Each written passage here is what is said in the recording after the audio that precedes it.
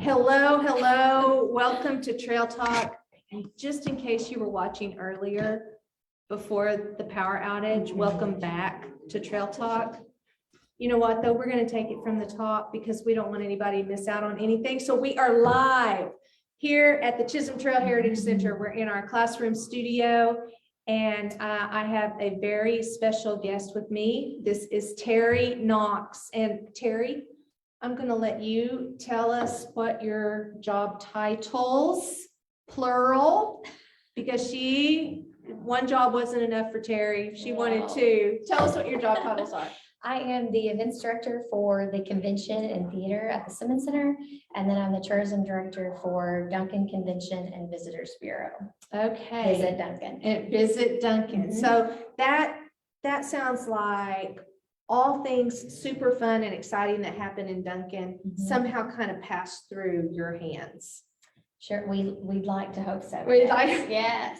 I bet the majority. For promoting. Yes, I bet the majority of things actually do go somehow. Duncan calendar. Yes, Duncan calendar. There you go. So a little bit about yourself. How long have you lived in Duncan? I'm actually from Bray, lived at Clear Creek Lake, grew up there. So I've been in this area my entire life outside of, went off to college for 4 years and then came back here to raise my child. And I worked for Oilfield Service Company for about 3 years out of college, doing public relations and marketing. That's what my background at the time and my degree is in. And then landed at the Simmons Center 13 years ago. 13 years ago. Dating myself. When you started working there, did you think this is it? This is where I'm going to stay for however long? Did you really? I really did. When I got into the Simmons Center, I started as the events director, and I'm still doing that, doing the convention theater, and I just loved working there. And then adding tourism to it now, I'm kind of getting the best of both worlds and really love my job. So. That is awesome. I'll tell you a little secret. My husband is on the board, and I was talking to him, telling him Teri was going to be on, and I was talking about how busy it seemed like she must be, and he said, yeah, but I think she loves her job. So evidently everyone can tell, Teri, that you love what you do. Good. Which I mean, first of all, it makes it seem like not a job. Right. I mean, I love working here. It's like, no, I don't even like to say I'm going to work because it doesn't feel like work to me. It's just fun. And so sometimes I spend a little too much time at work because I'm obsessed with it. So how old is your daughter? She is 15. Oh boy. Is she in Duncan? She's at Marlowe. At Marlowe. Okay. Wow. Right. Wow. She was 2 when I started the Simmons Center. So that's all she's ever known is the Simmons Center. And she comes with me to events and work. And now at 15, but when she was 10, she used to run around there like, like she owned the place. Yeah. That's funny. We have a few people who have younger kiddos who, they're comfortable. They're comfortable here. Yeah, exactly. Sure. That's fun. So as the events director, kind of tell us about the Simmons Center and the event. And let me go back. Let's talk about pre-COVID. What did it look like at the Simmons Center when people would schedule? Like what were you 13 years, even so that would have been like 11 years ago, 10 years ago. What was it like a typical year at the Simmons Center? Our Simmons Center events that happen at the Convention Center and Theater, that we're a venue, so they book us and we set their rooms, take care of them and get them going with their event. It's very seasonal.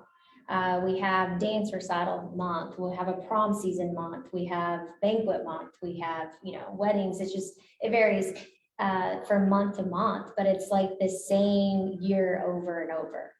So our calendar was so full pre-COVID, and the staff has been there. We have some team members that's been there 11 years, 7 years down in the convention and theater. So they're very accustomed to people's events coming in. Now these are your corporate, your school, your, every year events. Now you sprinkle in all the personal events in there, those move around, but they're basically the same type. we had birthday parties, weddings, different type of personal events, but Right. it was always seemed to be the same year over and over. So for 13 years, we were pretty well old machine there. I should say back up 11. Yeah. The last 2 years have just been Right. And, So, and I know personally, like some of those annual events, like prom is there, and not just Duncan prom. That's where my kids went to school, but the area schools right. have prom there. And then like project graduation, is Duncan the only project graduation that happens there? We actually have another one that may happen this year. It's Oh. not confirmed, but we That's do a have another possible- school that may be doing a project Well, grad. good. Yeah. Good. That's super fun. So Mhm. I know working on those two things there, that there's, like you guys set up tables and chairs for prom, but then this other group of people descend on that room and do Sure, all of this sure. decorating. It's their event. They're it- running the event. We're providing the room. Right. But there's always someone there from the staff Sure. to help. Mhm. Ladder, they climb on the ladders and they do some of the, That's one that of the sort of things thing. that lets us stand out from other venues is we staff it from the time the doors open.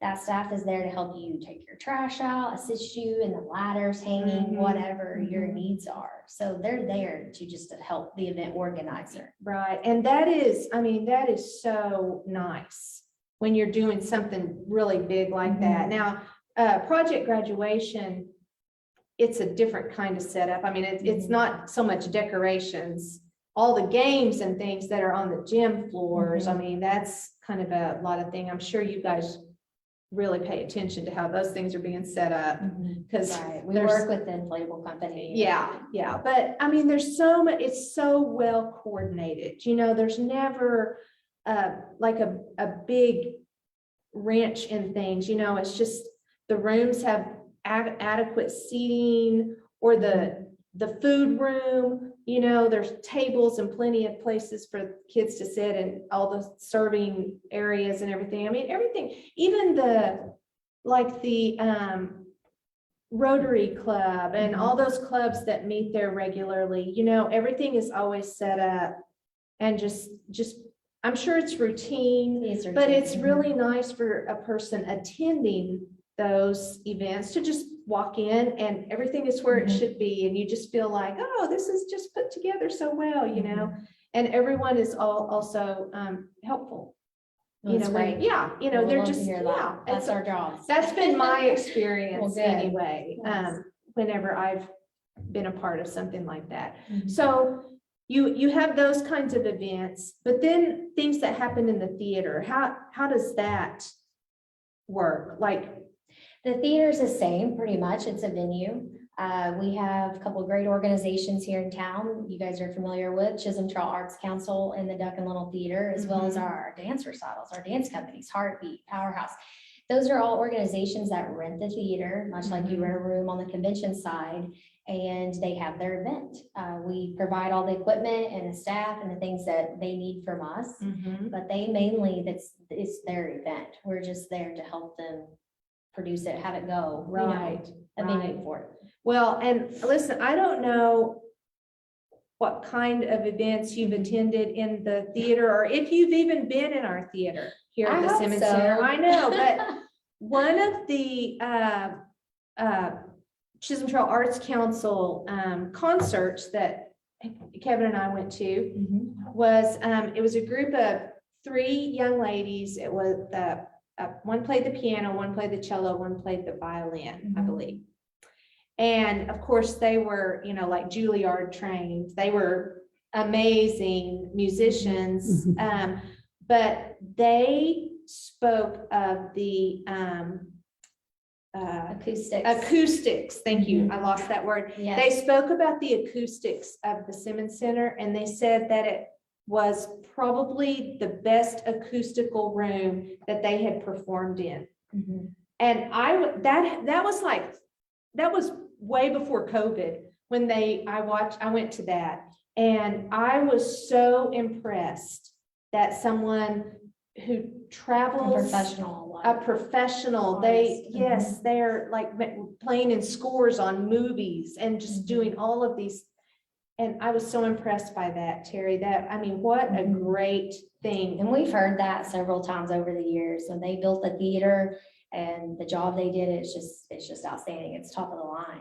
Yeah, for sure. So I want to encourage you, if you have never been to a performance there that includes music, I really want to encourage you to go. It's really a great experience. That's just a top-notch kind of thing. And I mean, if someone were to say, oh, Duncan, what does Duncan have to offer? You can say with certainty that we have a great theater for that sort of, and I mean, it's comfortable seating. How many people? 750. 750. I mean, we had a baccalaureate in there for one of my kids, I think. I mean, they're large. Pre-K graduation coming up. Oh, boy. Yeah. I mean, they you name it, if you need a theater setting for a large group, it's a great place. Really great. The seats are comfortable, Yeah, it is. It's a jolt. Yes, it for sure is. So that's a really awesome part of it. So now let's go to post-COVID.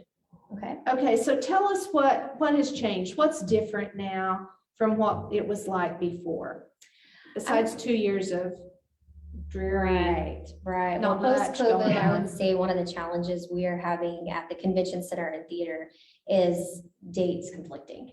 Like I was saying, a lot of your events that didn't happen in the last 2 years are trying to happen now. They couldn't happen in the fall because of the pandemic. So we've got twice as many events running through there right now through our peak season. Our peak season used to start February and run through the end of June. The pandemic delayed us this year. And so we just started picking up this month, and we've got things on the calendar all the way through the end of June, things that are usually that happen at different times of the year.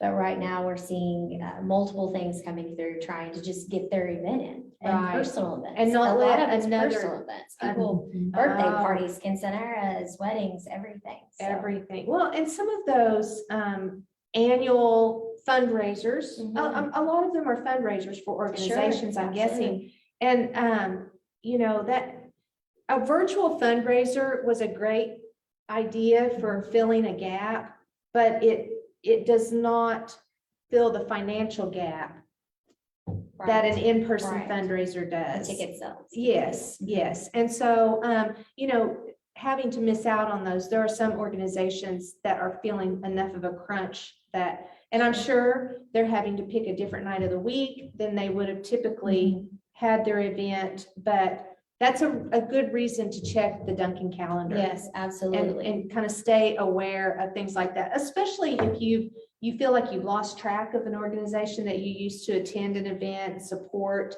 Don't miss it.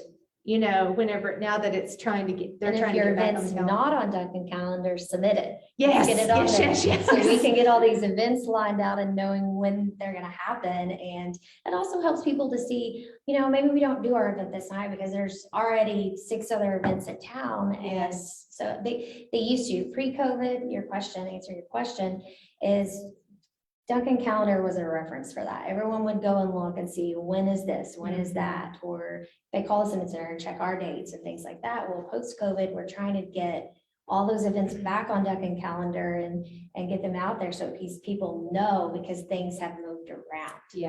Yeah. And you can't just assume. It's not the same year over and over anymore. Yeah, you can't assume yet. And so you notice we're saying post-COVID because we are positive thinkers. That's what we are believing around here.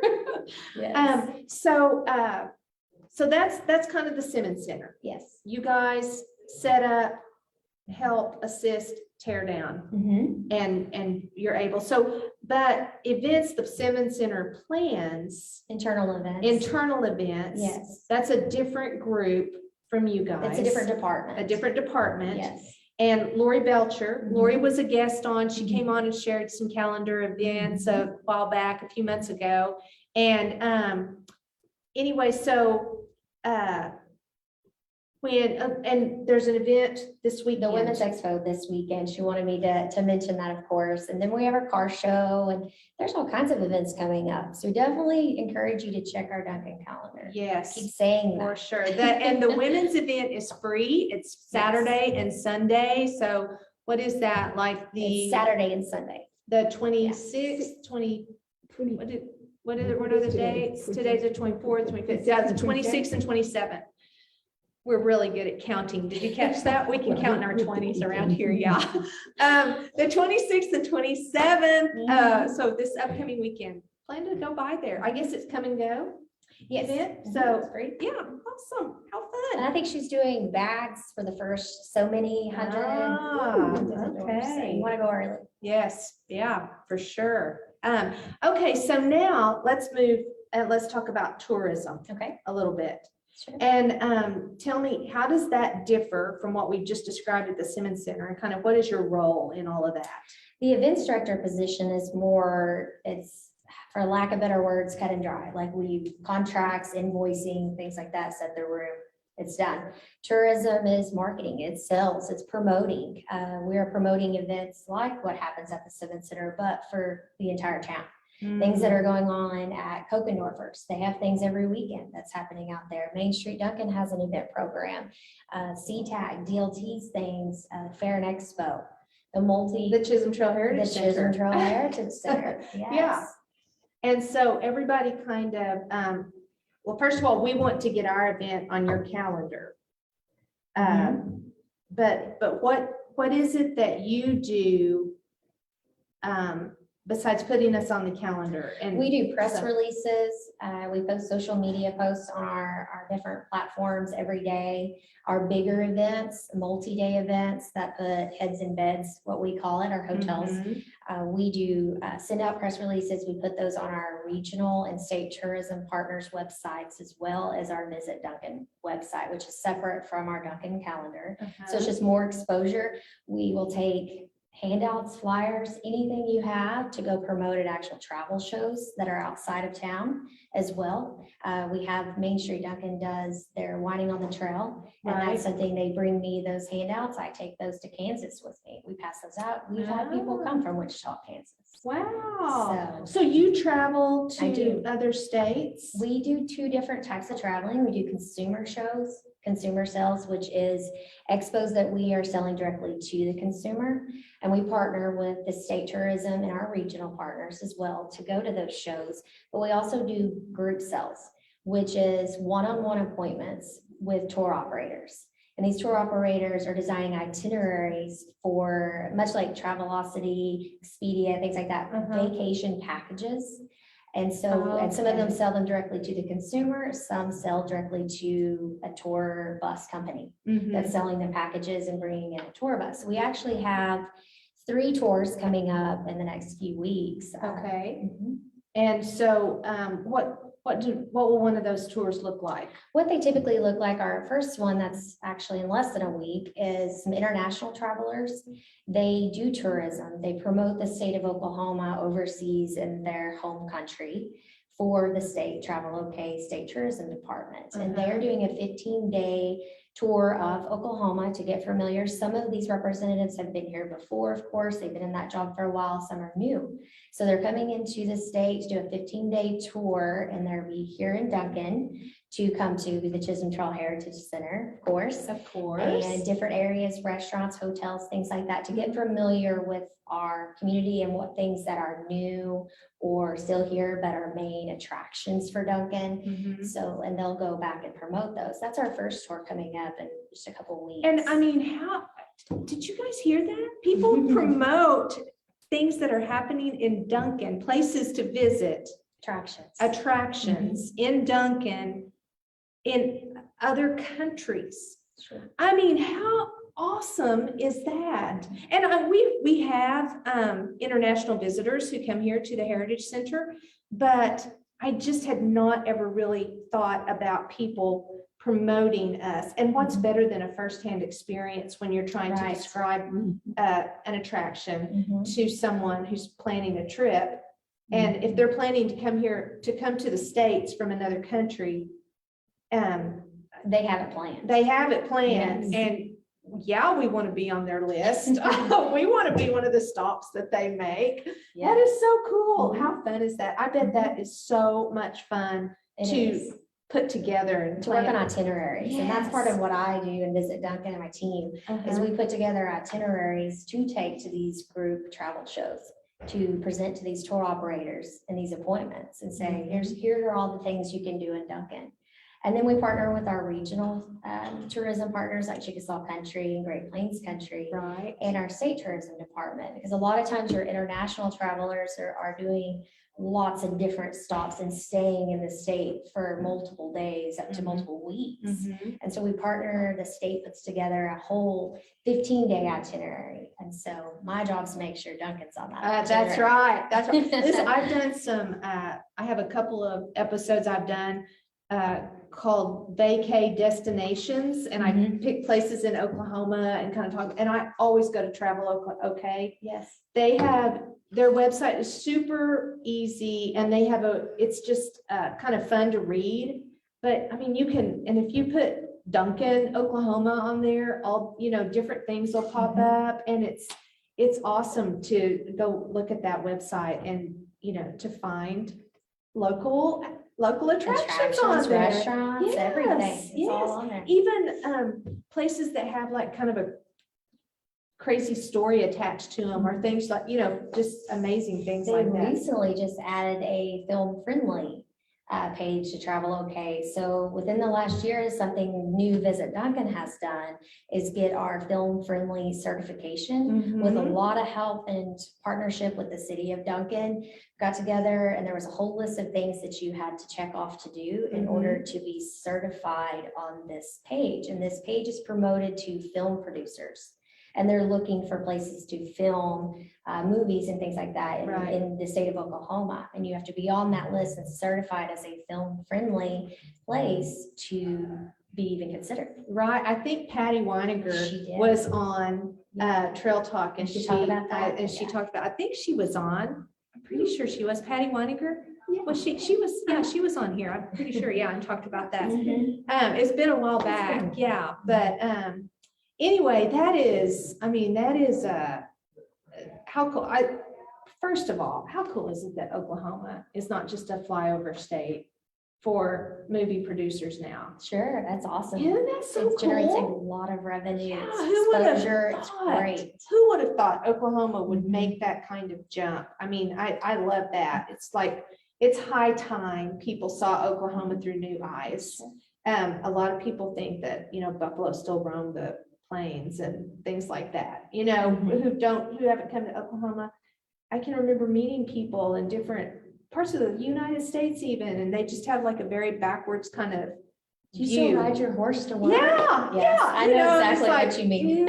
I know. We still get that a little bit. It's 2000 in Oklahoma too. It's the year 2000 here. We're not stuck in a time warp somewhere, but anyway, so I love that. I mean, I think that even if it's a historical movie of some sort, it's still awesome that, we're getting exposure like that. I love all that.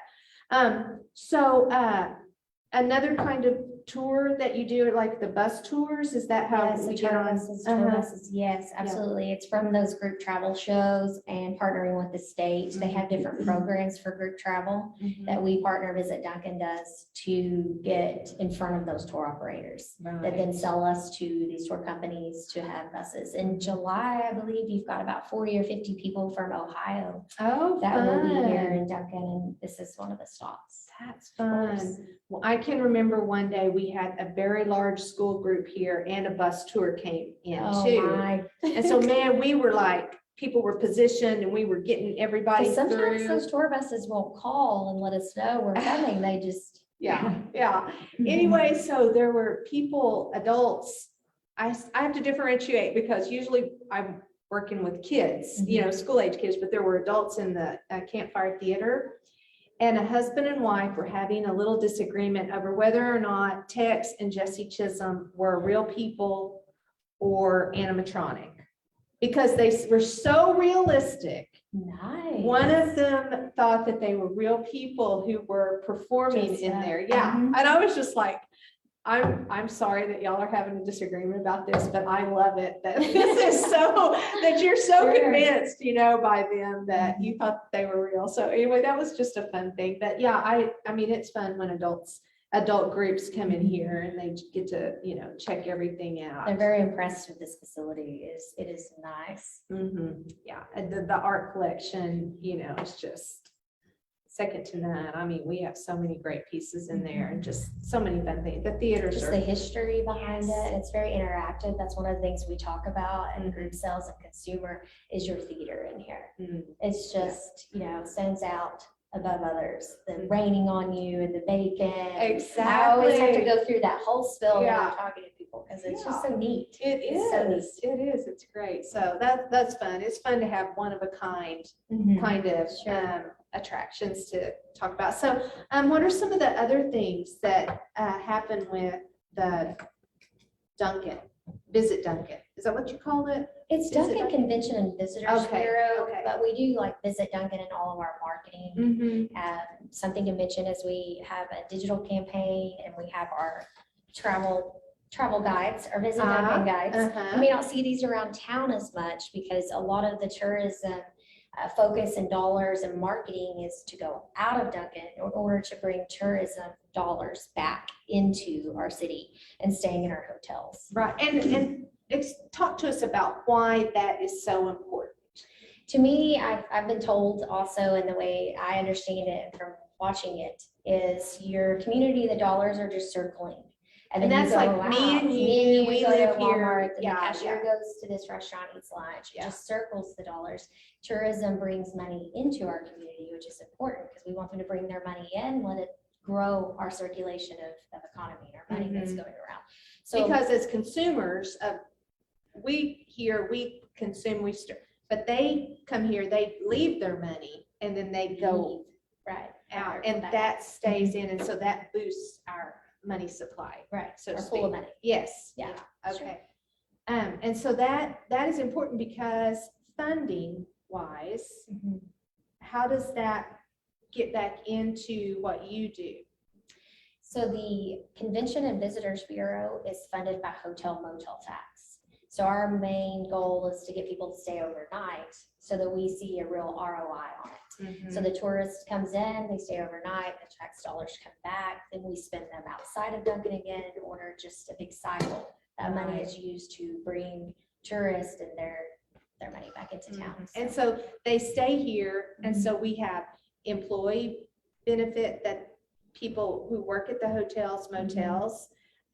We have the restaurants, the whole hospitality industry. Shopping, gas, everything gets a little boost from that.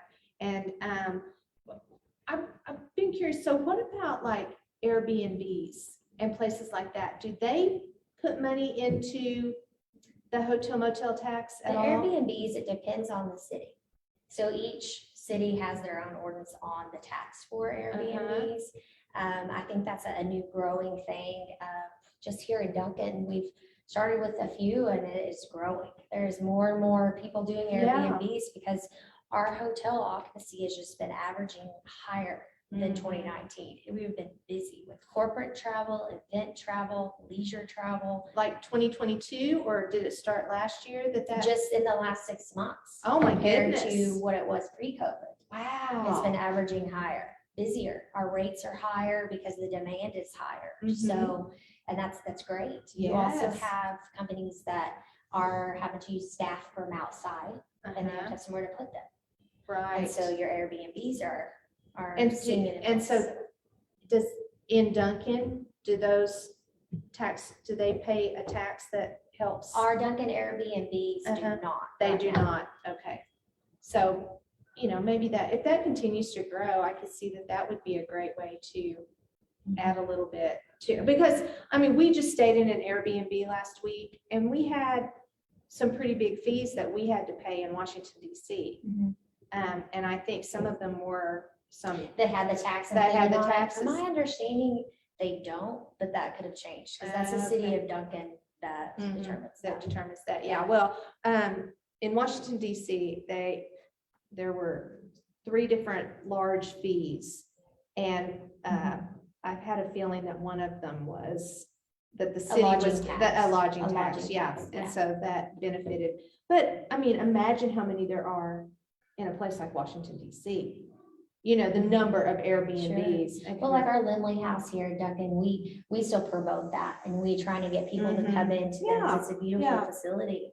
And if they're here staying there, they're still getting gas. They're still eating at Exactly. restaurants. They're still coming here to the And Heritage and Center, shopping and doing all Sure, of those absolutely. things. It's an attraction. Mhm. It's a bed and breakfast, but it's an And attraction. so what are some of those multi-day events that, you know, would be on our calendar that we might be able Our to Fair see and as Expo influx? events, our Yeah. Fall Classic, of course, it's been here, I believe, 30 years now, pushing 30, maybe Wow. over 30. They'll check me on that.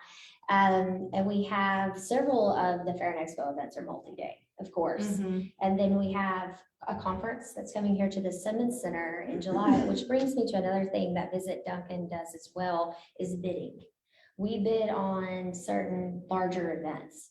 They will send them a package or a bid and try to Mhm. entice them to come to bring their event to either our Fair and Expo Center or to our Simmons Center. And there was a conference that we bid on a few years back that's finally happening this July at the Simmons Center for 2 days. Really? Oh, And that's it cool. gives us overnight stays as Uh-huh. well as, and this conference is event organizers and association executives that do events all over the state of Oklahoma. Mhm. And so it's great exposure for the Simmons Center because it could Yeah. lead to more events down the road, but it's also great exposure for Duncan because these people are coming in 100 to 120 from out of town. Wow. And these are also strategic partners that are part of this organization, which is your other tourism, hospitality, and hotel industry. And they will be here as well. Wow, It's really so exciting. is there like a showcase kind of thing, or are they just meeting, you know what I mean? Like, They will be at the conference center for 2 days, but then they have a hospitality night uh-huh. in between that they will designate a certain attraction here in Duncan that they want to host their hospitality. The board members will be here in a couple of weeks and I give them a tour. Mhm. I'll take them by, they've chosen like the Territory and Tier and Kokendorfers and Right. different places here in town to get a feel and to see what venue matches their requirements for their Mhm. hospitality night. And then they'll choose one and Fun. Wow, that is so Yeah. cool. I love that. And we submit bids and things to the larger, trying to get rodeos even Mm-hmm. to the Fair and Expo Center. So Yeah. we work on doing that. We use part of that hotel motel tax dollars as incentives to bring in your multi-day bigger new events because those put heads in beds for sure. Right. Yeah, that's the big, and we even get like rodeo and stock show and those kinds of things. We end up with visitors coming here. Sure, while they're here. Downtown. Yeah, while they're in town, they'll come visit here. We And do so- hospitality services as well for those bigger events, which is like welcome bags and we'll feed their event staff lunch or do like a VIP dinner, things like that. Our Visit Duncan welcome bags, we put our brochures in there, we put flyers and things like that. Because not only do we want them to enjoy their event and being out at the Fair and Expo and the hotel, but to go shop on Main Street or come here to the Heritage Center. Right. So. Right. Wow. Teri, we are so glad that you work for our community. I love it. And it's Oh not my just me. gosh. There's a whole team over next door at the So Simmons like, Center. and how many people are on your team? For the CVB, it's just 2 of us for Uh-huh. the tourism side of it. But now the Simmons Center staff, they've, Yeah, all they been- have a whole ton of right, people. Right. Well, you have all In our that. office, we have 3 of us that Uh-huh. juggle both. We Okay. do both departments. Mainly, I focus on the tourism side of it because the convention and theater is just a well-oiled machine. It's the Mhm. same, it's been running, and we've got Erin Spencer, who does a lot of that. Yeah. She's just keeping those contracts, those Yeah. customers happy, diagrams, works on that. And I spend more of my focus on the tourism side. Mhm. Well, the tourism benefits the Yes, Simmons Center right. too. The convention So, center. Yes, the theater. convention center, yes, Mhm. the whole thing. So, Right. it's just that's an amazing way that is all working together. And so of your 13 years, like, what's the biggest change that you've seen in, the way things were when you first started working to what they are now? From the Simmons Center events perspective? side of it? Yeah, Like I guess so, changes because, or- yeah, like certain events that maybe you're surprised, or, that you've seen change as far as, more things happening there, things like that. I would say that Duncan is very event heavy. We just have a lot of events True. that come That's through true, this yeah. town. And the number of events has grown a lot. That's probably the biggest change on the Simmons Center side of it. From where it was in 2009 when I started there, the number of events we have compared to now, we see a lot more personal events. We're trying to market that side of it. Also, we're trying to target the conferences, bringing the people from outside of Duncan into utilizing our facility. That the CBB is one of their objectives is Duncan Convention and Visitors Bureau is to bring conventions in. Right. So we're trying to grow that side of our market, and it's a bidding process, and you're competing against the entire state of different venues and convention centers. And there's a whole list of things, criteria that you have to meet on those bids. And so that's something, networking is a lot of it. So on the convention center side as well, on the Simmons Center, that's changed probably, not as much marketing. We're more relied on just local revenue, local events. And over the years, we have been trying to grow that into bringing more events from the outside in. And so and what a great success. I mean, I feel like that's been very. We are definitely in that direction. Right. So, which is So great. you said networking, that made me think, we were talking earlier about Lyle Rogow and Chris Steele, and how you work with, so Lyle is the Economic development. Yes. Duncan Area Economic Yes. Development Foundation, and then Chris is the president of Duncan Chamber of Commerce. And so when businesses, or I guess mainly businesses, probably people thinking about moving to Duncan, or things like that, what role do you play in working with them as far as trying to, I hate to use the word entice, but I mean, it's, Well, we got to put on our tourism best, is it is, we're putting on our best face Sure. for a group. And so what do you tourism do? and economic development and chamber are also very close in the aspect that somebody has to visit here, see the community, and then work with Lyle with investments and bringing their company here, or there's a job here, or whatever it may be. But then the chamber is the quality of life here. Like the things there are, the school system, that's great, the things to Right. see, do, place to stay, real estate, things like that. So it's kind of all different, but very similar. I work with Lyle and Chris. They actually sit on our tourism board. Yeah. Oh, So- they'd be important guys to have on there. Absolutely. So we meet and they kind of know the direction and help with the tourism marketing. So It's not just Teri doing the footwork out there. For Duncan to be a success, I mean, it's a team effort Sure. all the way around, like you say, financial and quality of life and tourism and all of those. The city, Nate. Nate Yeah, Shat. Nate. I mean, it's just this big group effort. Everybody putting their best foot forward, and everybody working together instead of feeling like, no, mine's more important. It's everybody's as important, A team. because it's a team. Yeah, for sure. And that's awesome. That's great. That's one thing that makes Duncan event heavy, or not. There's something for everybody to enjoy. Sure. Our different attractions. Yeah. As well. As Yes, events. yeah. Our golf courses. Oh, yes, for sure. And I was just thinking, this weekend, there's a women's expo and a car show that would make my husband and I both very happy. Right. There you go. Like Matt mentioned about the Yeah. rodeos and the wife goes shops. on Main Street. Exactly, So, exactly. It's the very same thing. We like to keep everybody happy around here. So, well, Teri, was there anything else that you wanted to mention? No, I think we've pretty much covered it. Just our Visit Duncan guides. just so the community knows that these guides are at welcome centers and Amarillo, Yeah. Wichita Falls, Oklahoma City, Tulsa. Our press releases reach those areas, all the media outlets. Are they in those little things in hotels too, that have certain all the hotels brochures? It's different. So it's kind of like programs and you have to buy into certain brands or certain hotels. So ours are at the actual welcome centers, like the state welcome Welcome centers. Yeah, that's okay. And then our digital campaign, we started just probably a year before the pandemic, we started a digital campaign. So we moved part of our marketing dollars over into doing more digital. We're moving in that direction and doing YouTube ads, Facebook ads. We do Google search ads. We have about 10 ads that we run a month. And those change out depending on what we are targeting for that season.